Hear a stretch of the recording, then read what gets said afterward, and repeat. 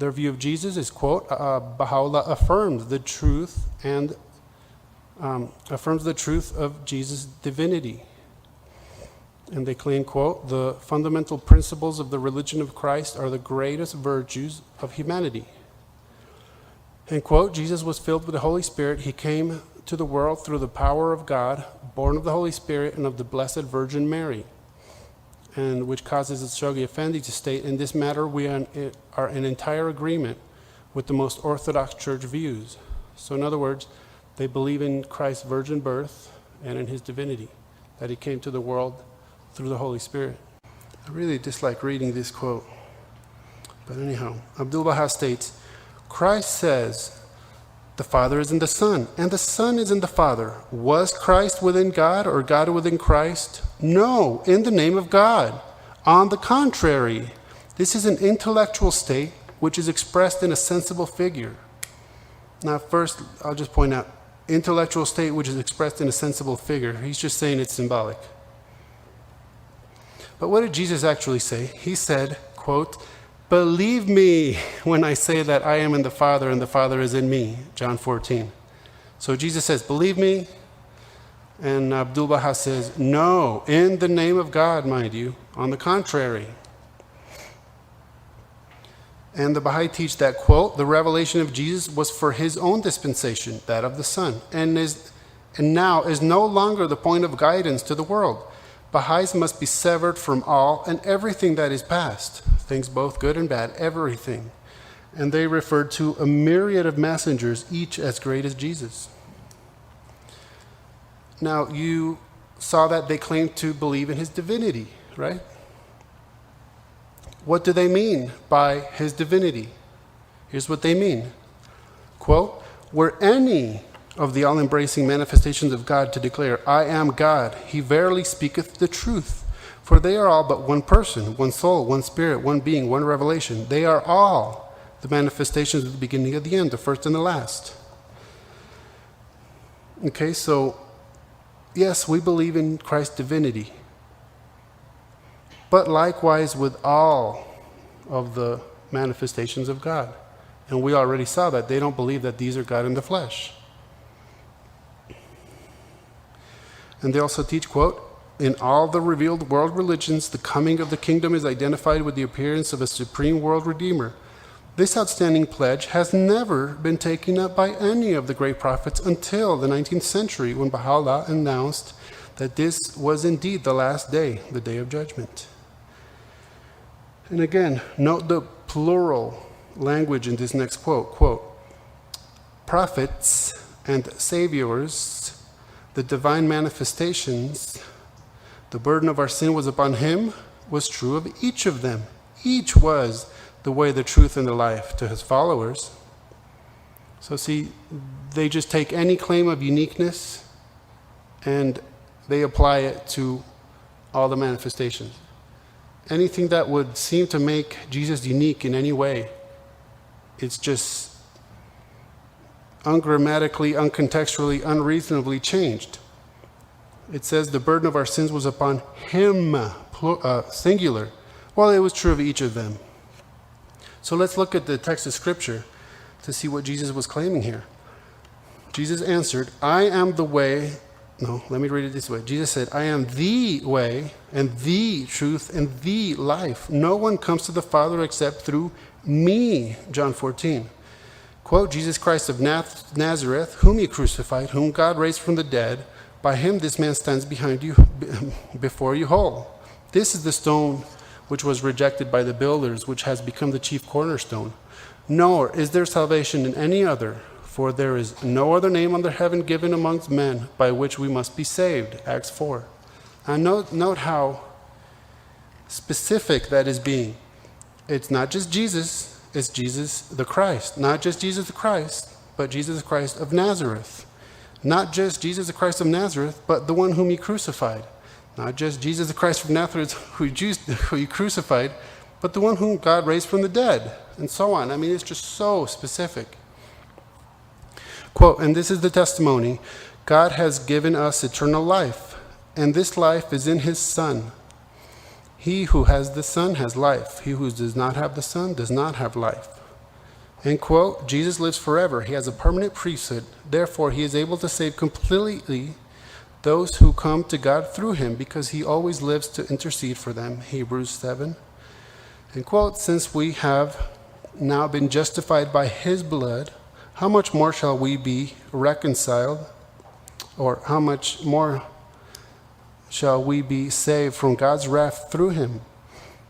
For if, when we were God's enemies, we were reconciled to him through the death of his Son, how much more, having been reconciled, shall we be saved through his life? Romans 5. End quote. The word is near you. It is in your mouth and in your heart. That is the word of faith we are proclaiming, that if you confess with your mouth Jesus is Lord and believe in your heart that God raised him from the dead, you will be saved. Romans 10.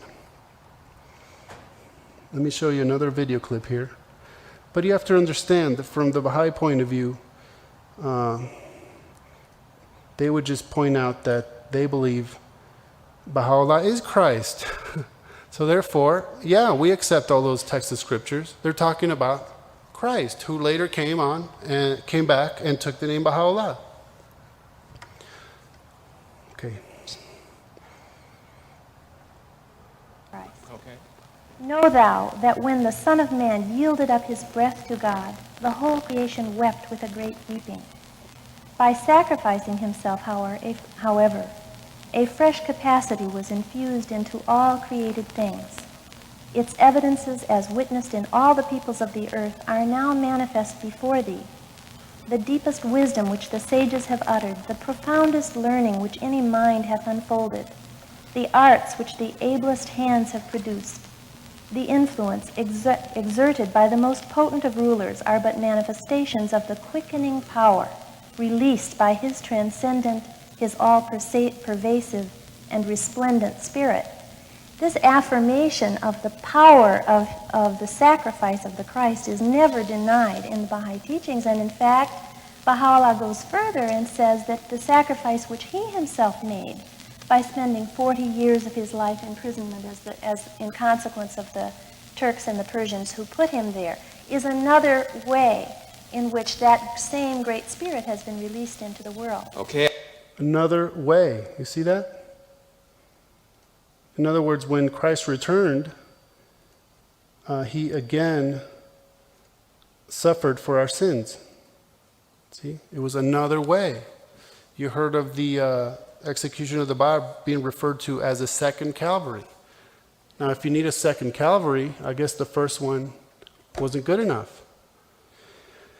Now, let's look at a few texts of scripture. Incidentally, that's what she was doing in that video clip. That was Baha'u'llah she was quoting. That's what he taught about Christ's sacrifice. And you didn't hear a word about sin, salvation, or forgiveness. Okay, don't get me wrong. I thought that was beautifully worded. It was like poetic, but it didn't seem to speak to the issue. Quote, "For we know that since Christ was raised from the dead, he cannot die again. Death no longer has mastery over him. The death he died to sin once for all. But this life he lives to God." Romans 6. End quote. "Christ did not enter a man-made sanctuary that was only a copy of the true one. He entered heaven itself, now to appear for us in God's presence. Nor did he enter heaven to offer himself again and again, the way the high priest enters the most holy place every year with blood that is not his own. Then Christ would have had to suffer many times since the creation of the world," which is precisely what the Baha'i teach. "But now he has appeared once for all at the end of the age to do away with sin by the sacrifice of himself. Just as man is destined to die once and after that to face judgment, so Christ was sacrificed once to take away the sins of many people. And he will appear a second time, not to bear sin, but to bring salvation to those who are waiting for him." Yes, he will appear a second time, but not to bear sin. I mean, it's so clear. Quote, that was Hebrews 9. Quote, But when this priest had offered for all time one sacrifice for sins, he sat down at the right hand of God.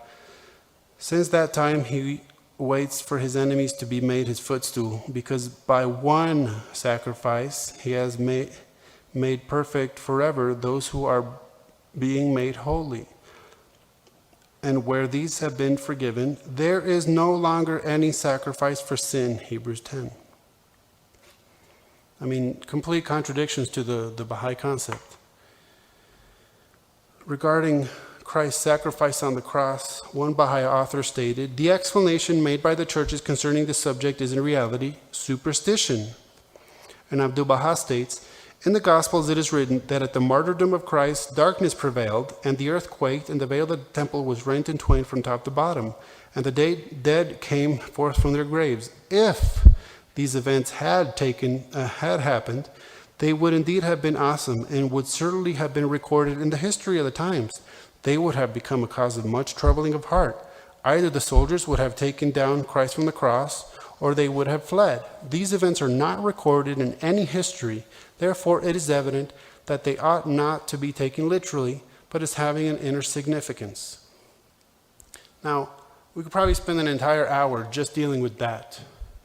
Instead, what I'll do is direct you to Lee Strobel's The Case for Christ, pages 66, 248, and 110 through 111. Because really, every single thing he just mentioned is inaccurate.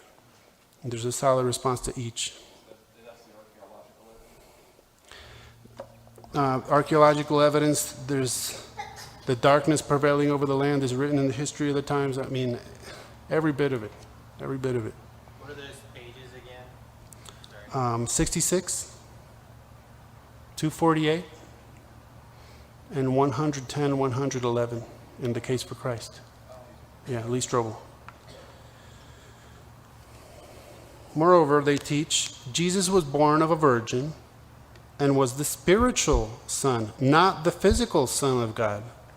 See, again, we might go as far as agreeing that there was a virgin birth, but we don't agree on what that birth produced. Now, if you recall, there's a statement, there's a publication called The Baha'i Position on Christianity, compiled by Dan May, and that's where I got the quote that states, the fundamental principles of the religion of Christ are the greatest virtues of humanity. Fantastic. And that's precisely how it's written in that publication. Let me read it again. The fundamental principles of the religion of Christ, ellipsis points, right, ... are the greatest virtues of humanity. Now, ellipsis points, that's a perfectly valid grammatical device. There's not, that's perfectly valid. But it did get me curious, because the three dots are there to indicate something's missing, okay? Which is perfectly valid again. But I got curious and I went digging into my lab area and I dug up the original citation where he's quoting Abdu'l-Baha. And here's what I found out Abdu'l-Baha had actually written. The fundamental principles of the religion of Christ, which are the greatest virtues of humanity, have disappeared. So, a slightly different point being made originally. And you see how interesting it is how you have to check these things out. Yeah. See, he took out the word which, he put the ellipsis points, and he cut out have disappeared. So, the Baha'i position on Christianity, you see, to appeal to you as a Christian, they'll say, we believe that the fundamental principles of the religion of Christ are the greatest virtues of humanity. But what did it say originally? The fundamental principles of the religion of Christ, which are the greatest virtues of humanity, have disappeared. Completely different point. Now, let's play an audio clip here of a statement by Ravi Zacharias, where he makes a point about Christ's uniqueness. At the very heart of every major religion is a leading exponent. As the exposition is studied, something very significant emerges. There comes a bifurcation or a distinction between the person and the teaching. Muhammad to the Quran, Buddha to the Noble Path, Krishna to his philosophizing, Zoroaster to his ethics. Whatever we may make of their claims, one reality is inescapable. They are teachers who point to their teaching or show some particular way. In all of these, there emerges an instruction, a way of living. It is not Zoroaster to whom you turn, it is Zoroaster to whom you listen. It is not Buddha who delivers you, it is his noble truths that instruct you. It is not Muhammad who transforms you, it is the beauty of the Quran that woos you.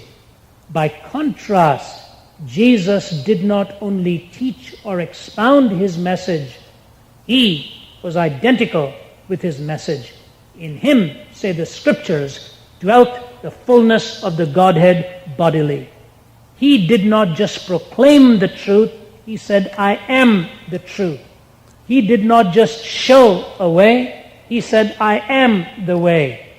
He did not just open up vistas, he said, I am the door. I am the good shepherd. I am the resurrection and the life. I am the I am. In him is not just an offer of life's bread. He is the bread. I love it. What a difference, what a distinction. And moreover, let me add some scripture. I am jealous for you with a godly jealousy. I promised you to one husband, to Christ, so that I might present you as a pure virgin to him. But I am afraid that just as Eve was deceived by the serpent's cunning, your minds may somehow be led astray from your sincere and pure devotion to Christ. For if someone comes to you and preaches a Jesus other than the Jesus we preached, or if you receive a different spirit from the one you received, or a different gospel from the one you accepted, you put up with it easily enough. For such men are false apostles, deceitful workmen, masquerading as apostles of Christ. And no wonder, for Satan himself masquerades as an angel of light. It is not surprising then that his servants masquerade as servants of righteousness. Their end will be what their actions deserve.